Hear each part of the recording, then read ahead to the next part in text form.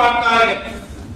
ஆனால் ஒரு பொது மேடையிலே ஒரு மனிதனுடைய செயல் எல்லோருக்கும் தெரிய வேண்டும் என்று சொன்னால் பெருமானார் அந்த ஒரு மனிதரை தனிமைப்படுத்தி கூற மாட்டார்கள். இப்படி சொல்வார்கள், மா பாரு அக்வாமின் யஸ்ரஊன வ யகூலூன் கதா வ கதா. என்ன, நான் ஏதோ கேள்விப்பட்டேன், சில சஹாபாக்கள் இன்னென்ன காரியங்கள் கூறுகிறீர்களே, இன்னென்ன காரியங்கள் செய்கிறீர்கள் என்று கேள்விப்பட்டேனே, அது சரிப்பட்டு வராது என்று ஒரு பொது இடத்துல பெருமானார் ஒரு நபர் செய்த தவற அடுத்தவரும் செய்யக்கூடாது, அவரும் பெருமானார் நம்மை பார்த்துதான் கூறுகிறார்கள் என்று விளங்க வேண்டும். அப்ப சம்பந்தப்பட்டவர் விளங்கிக் கொள்வார், பெருமானார் நம்மை தான் கூறுகிறார்கள். சம்பந்தப்படாதவர்கள் விளங்கிக் கொள்வார்கள், இந்த சீர்திருத்தம் நமக்கும் சேர்த்துதான் என்று மற்ற அனைவரும் விளங்கிக் கொள்வதற்காக பெருமானார் அந்த நேரத்தில் கூட மற்றவர்களுடைய மனதை புண்படுத்தாமல் சீர்திருத்தம் செய்தார்கள். முதல்ல இந்த சீர்திருத்தம் எங்கிருந்து ஆரம்பிக்க வேண்டும்? வந்தீர் அசீரத்தக்கல் அக்ரமீன், நெருங்கிய சொந்தக்காரர்களிடமிருந்து ஆரம்பிக்க வேண்டும். நெருங்கிய சொந்தக்காரர்கள் இருக்கிறாங்க, நான் அவர்கிட்ட பேசுறதே இல்லைங்க, அவருக்கு எனக்கு சம்பந்தமே இல்லைங்க அப்படின்னு கூறக்கூடிய சூழ்நிலையும் கூட மார்க்க விஷயத்தை கூறுவதில் நம்ம முனைப்பாக இருக்க வேண்டும் என்பதற்கு பெருமானார் மிகப்பெரிய ஒரு உதாரணம். இந்த ஆயத்தை இறங்கின உடனே கொஞ்சம் தூரத்துக்கு சொந்த அபுஜரி ஒரு தடவை அல்ல, இரு தடவை அல்ல, 10 தடவை அல்ல, 100 தடவை அல்ல, 200 தடவை அல்ல, 1000 தடவை அல்ல, 3000 தடவை அபூஜஹலுடைய வீட்டிலே ஏறி வாசல் ஏறி தட்டி, நான் உங்களுக்கு நீங்கள் கொண்ட கூட நம்பிக்கையை பற்றி விளக்குவதற்கு நான் ஆசைப்படுகிறேன், அல்லாஹ் எனக்கு உத்தரவிட்டு இருக்கிறான் என்று எத்தனை முறையும் மறுப்பு தந்தும் கூட முதலில் தன்னுடைய குடும்பம் சொந்தக்காரர்களுக்கு உள்ளே இருக்கக்கூடிய சில சீர்கேடுகளுக்கு சமூகத்தில் சீர்திருத்தம் செய்தார்கள் என்று சொன்னால் எவ்வளவு ஒரு அற்புதமான விஷயத்தை பெருமானார் கூறியிருக்கிறார். அடுத்து குடும்பத்திலே, குடும்பம் என்று சொன்னாலே முதலில் மனைவி மக்களிடத்தில் கொஞ்சம் சீர்திருத்தம் செய்வதுதான் ரொம்ப கஷ்டம் கூட. நபி அவர்கள் சொன்னாங்க, அவர்கள் எல்லாம் கோணலான எலும்பின் மூலமாக படைக்கப்பட்டவர்கள். அதனால ஏதாவது ஒரு தவறு உங்க மனசு கஷ்டப்படக்கூடிய சமயத்தில் நடைமுறை இருந்தா நீங்க முடிஞ்ச அளவுக்கு அவங்களோடு கொஞ்சம் சமரசம் செய்து பாருங்கள். அவங்களை நிமிர்ந்து நினைக்கணும் அப்படின்னா உடஞ்சிடும். அப்படியே கூட நினைச்சீங்கன்னா அந்த கேரக்டர் மாறாது. ஒட்டிக்கோ கட்டிக்கோன்னு சொல்லி ஒரு விளம்பரம் வருவா இல்லையா, அது மாதிரி அந்த குடும்பத்துல கொஞ்சம் நேர்கோக்க போக வேண்டும் என்று நபிகள் நாயகம் ஸல்லல்லாஹு அலைஹி வஸல்லம் சொன்னது மட்டுமல்ல, தன்னுடைய வாழ்க்கையிலும் அந்த இடத்திலே நிறைவேற்றி காட்டினார்கள். ஒரு மனைவி அவருடைய குறையை நினைத்து நீங்கள் சண்டை போடுவதை விட அவரின் மூலமாக நமக்கு கிடைக்கக்கூடிய நிறைவு சந்தோஷத்தை நினைத்து அவரோடு நீங்கள் மன்னித்து சேர்ந்து வாழுங்கள் என்று கூறினார்கள். பெரிய ஆச்சரியம் என்ன தெரியுமா? ஒரு மனைவியோடு இருக்கிறதே பெரும் கஷ்டம். பெருமானார் 11 மனைவிமார்களோடு கடைசி காலகட்டம் வரைக்கும் அவர்களுடைய நிறை குறைகளை கூறி அவர்களை சீர்திருத்தம் செய்தார்கள் என்று சொன்னால் மிகப்பெரிய ஆச்சரியம். பெரிய பெரிய தலைவர்கள் குடும்ப விஷயத்தில் தான் சருகி போனார்கள். பெரிய பெரிய தலைவர்கள், பெரிய பெரிய மனிதர்கள் குடும்பம் வந்துட்டால் அவங்க அந்த தோல்வி அடைவதுதான் உண்டு. நம்மெல்லாம் கேள்விப்பட்டிருப்போம். லியோ டால்ஸ்டாய், இவர் ஒரு கிரேக்க தத்துவர். இவருடைய கவிதை நூல் புத்தகங்களை நேருஜி ரொம்ப விரும்பி படிப்பாராம். லியோ டால்ஸ்டாய் அவர் எழுதிய அந்த புத்தகங்கள் எல்லாம் யூனிவர்சிட்டி பல்கலைக்கழகங்களை இன்னைக்கும் ப்ராசஸ் அது பாட நடைமுறையாக இருந்து கொண்டிருக்கிறது. ஆனால் அந்த மனுஷனுக்கு வந்த வாழ்க்கையை பார்த்தீங்கன்னா அந்த மனுஷன் எழுதும் போது மரண சாஸ்திரம் எழுதுகிறார்.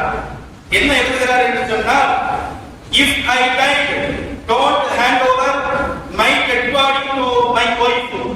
நான் இறந்துட்டோம்னா என் டெட் பாடி என் பொண்டாட்டிக்கு கொடுக்குறாங்க வாப்பா. எப்படி எழுதியிருக்கிறார்? நான் இறந்து விட்டால் என்னுடைய ஜனாசாவை கூட முன்னாடி நிற்கக்கூடாது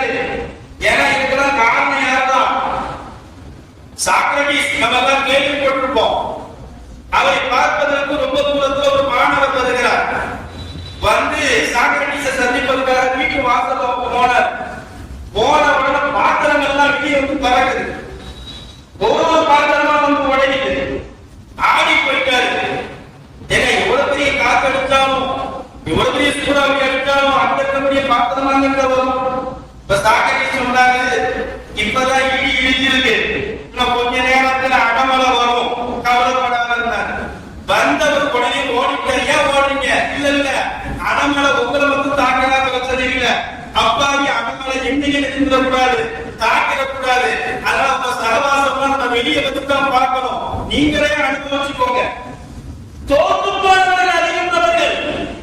ஒரு மனைவியை வைத்துக் கொண்டு உமரது எல்லாருடைய ஆட்சி காலகட்டத்தில் ஒருவர் வருகிறார். உமரது எல்லாரை பார்ப்பதற்கு என்னன்னா, அந்த அம்மாவுக்கு அவருக்கு வீட்டு ஒரே சண்டை. சமைச்சு வச்சா ஏன் சமைச்சு வைக்கிறேன், இதை சமைச்சு வச்சா ஏன் இதை சமைச்சு வைக்கிறேன். இன்னைக்கு நிறைய நபர்களுடைய விஷயமே அதுதான். சரி உமரது எல்லாம் சொன்னாங்க, வீட்டு அம்மா கேட்கும் அப்படின்னு நினைச்சு நேரம் ரொம்ப தூரமா வந்து வீட்டு வாசலுக்கு வந்துட்டாரு. வந்தா அங்க ஒரு பெரிய துணை யுத்தமா நடக்க சவுண்டு. அவ உமரது எல்லாம் வீட்டம்மா உமரது எல்லாம் சத்தம் போடுது. சவுண்டு கடுமையான சவுண்டு. பார்த்தாரு, கொஞ்ச நேரம் இருந்து பார்த்தாரு. டக்குன்னு வெளியே கிளம்ப போறாரு. உமரது எல்லாம் கதவை தொடங்குறாங்க. வாங்க, என்ன பிரச்சனை?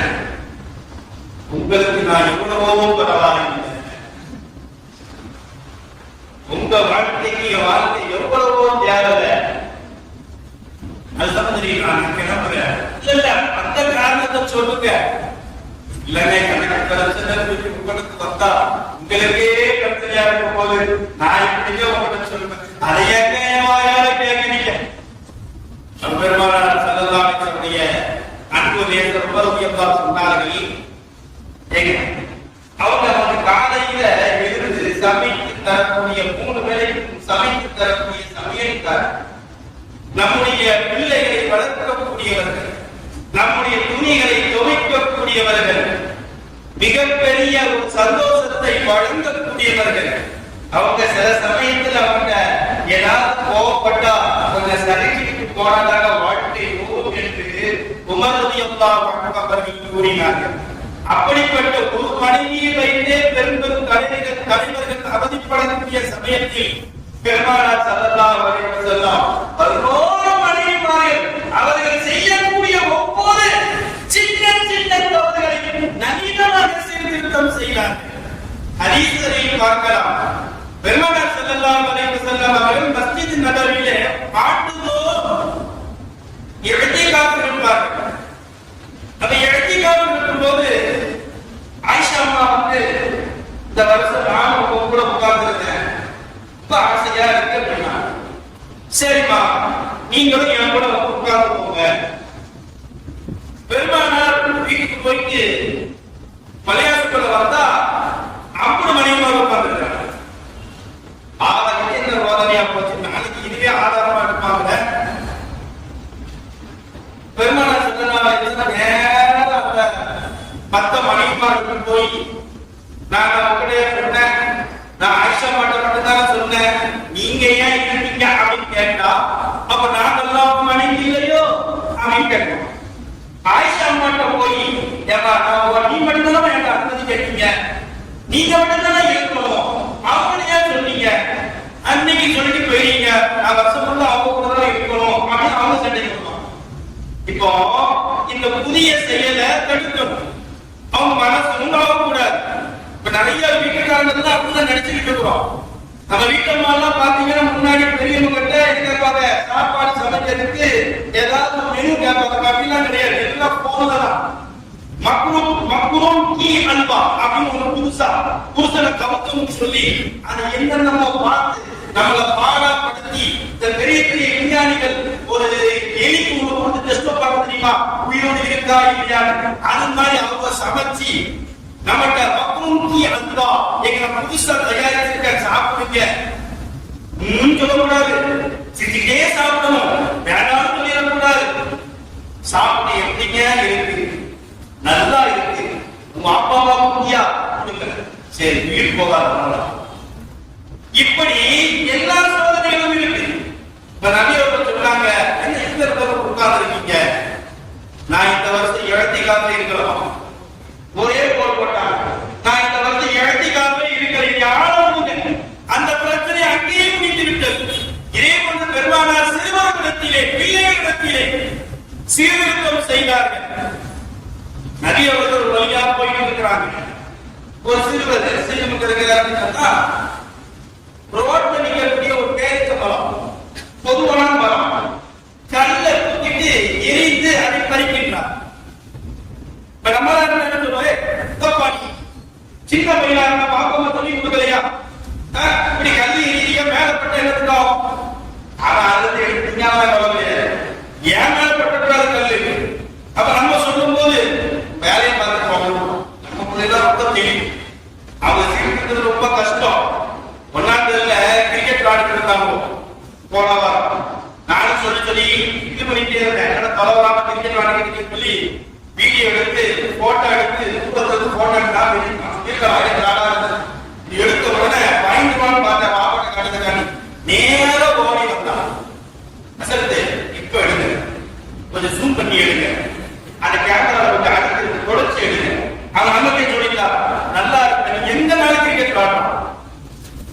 அப்போ அந்த பையன் கல்லை கொண்டு எரிந்து கொண்டிருக்கிற அந்த குட்டி சகாபி நபிகள் நாயகம் ஸல்லல்லாஹு அலைஹி வஸல்லம் அற்புதமாக சொன்னார்கள், வகுல்லுமா சகத ஃபஹுவ லக்க.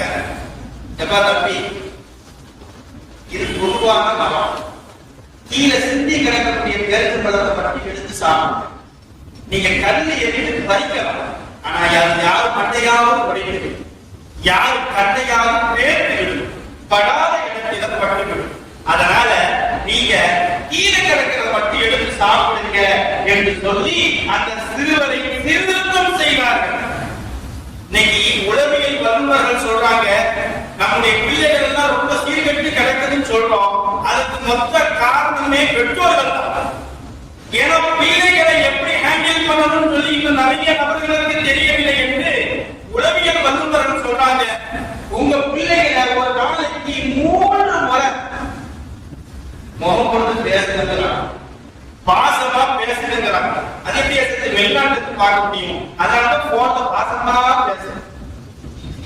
உங்கள் பிள்ளைகளை தினந்தோறும் 3 முறை அவங்க சொல்றாங்க. முதல்ல காலையில் எழும் பொழுது, இரண்டாவது வகுப்பறையிலிருந்து வரும் பொழுது, மூன்றாவது தூங்கும் பொழுது.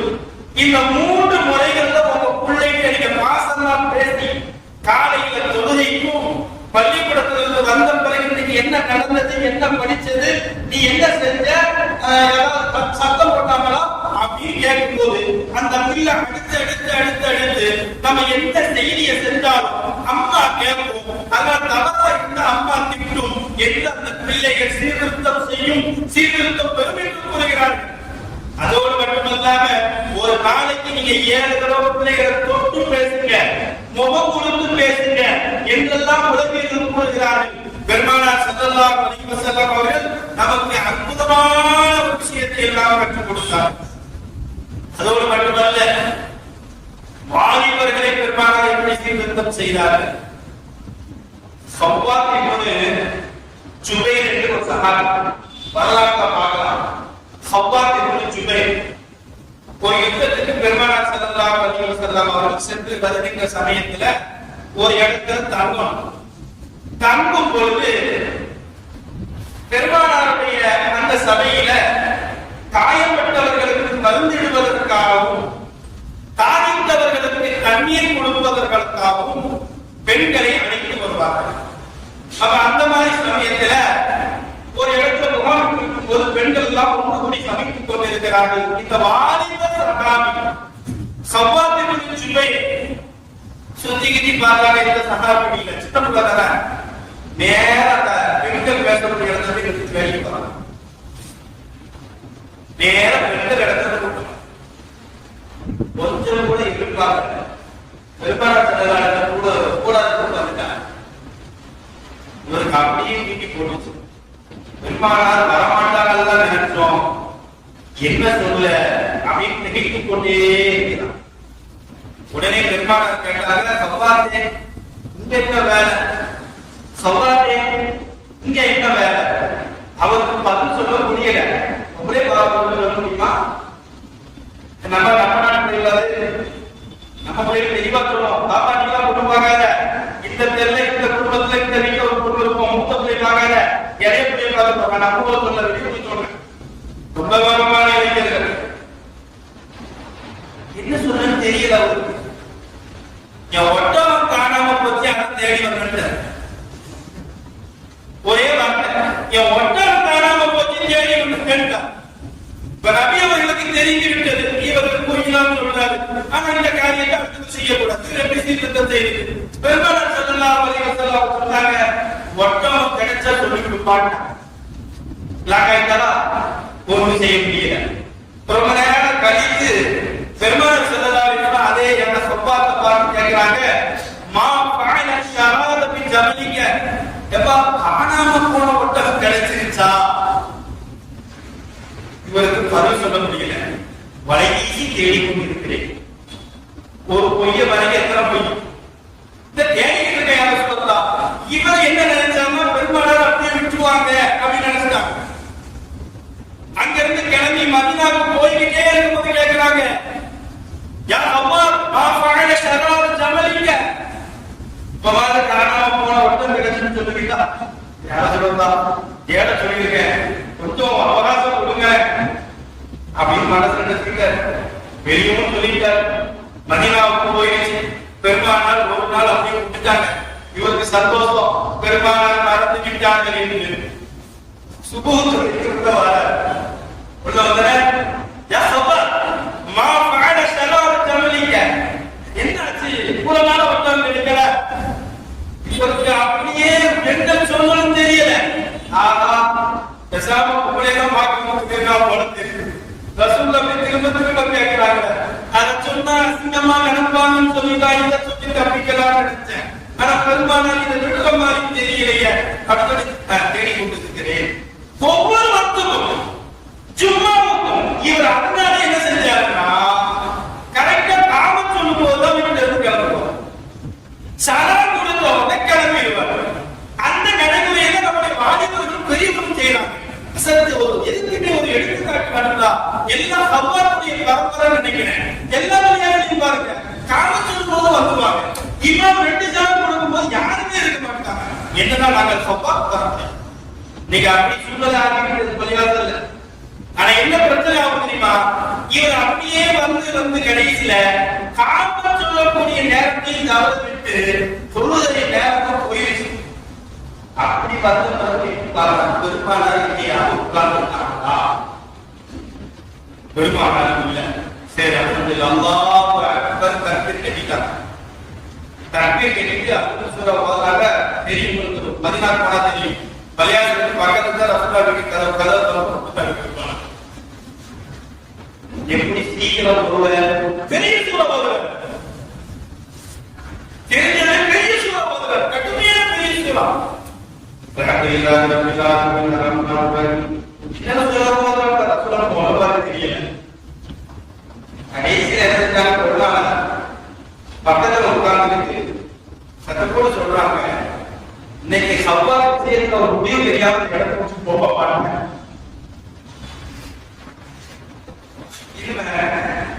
அப்படின்னு சொல்லிட்டு உட்கார்ந்த உடனே அவர் வழி இல்லாம அல்லாஹ் அக்பர் அல்லாஹ் அக்பர் அல்லாஹ் அக்பர் கொடுத்தார்.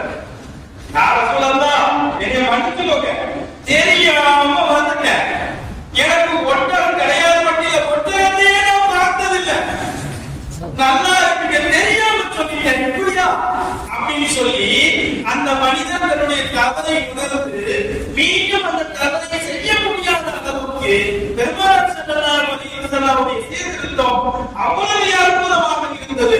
இன்று நிறைய இளைஞர்கள் மார்க்கத்தை குறை சொல்வதும் மார்க்கத்தை குறை பேசுவதும் ஏன் மார்க்கத்தின் விஷயங்களை கேலி செய்வதும் கூட இருக்கிறார்கள். அப்பவும் இருந்தார்கள்.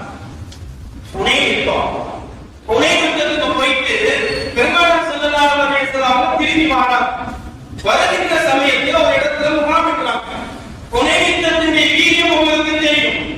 எப்பண்டா நம்ம அடித்து எதிரிகள் கண்ணீர் மாட்டுவார்கள், மோசம் செய்ய வேண்டும் என்ற ஒரு வேகத்தில் தான் இருப்பார். ஏன்னா வெற்றி பெற்றவங்களுக்கு அப்படிதான் இருக்கும், அப்படிதான் இருக்கும்.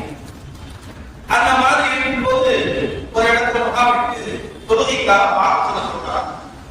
அல்லாஹ் அக்பர் அல்லாஹ் அக்பர் அப்படின்னு சொல்லும்போது கொஞ்சம் தூரத்துல இருந்து அல்லாஹ் அக்பர் அல்லாஹ் அக்பர் இதை கேள்வி பண்ணி சிலர் சொல்றாங்க.